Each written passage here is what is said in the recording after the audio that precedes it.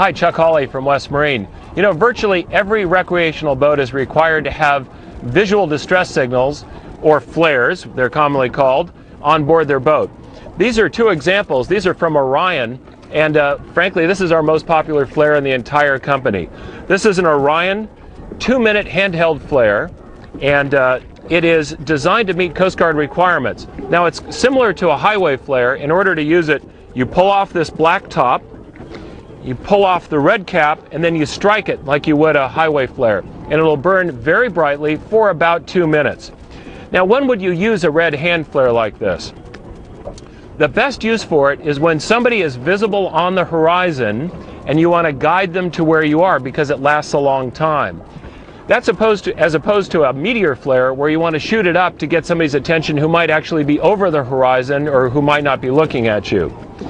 You're required to have 3 flares on board your boat that are good for day and night use. And this flare, because it is visible both during the day and night, 3 of these would make up your entire Coast Guard requirement. If you want to add a little bit more safety, you can use an Orion smoke flare. Now, these are orange smoke flares. They burn for about 50 seconds.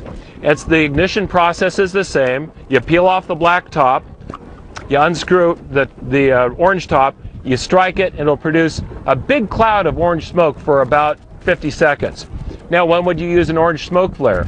The best time to use it is when somebody's looking at you from an aircraft or a helicopter, and orange smoke turns into kind of an orange triangle on the water, and you'll be found at the vertex of that triangle.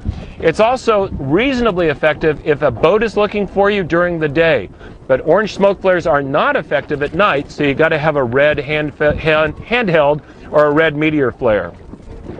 Both of these flares are very inexpensive, and they have to be replaced every 42 months from the date of manufacture. So we usually say replace your flares every 3 years. If your flares are outdated, they may still be effective, but they won't meet the Coast Guard requirements.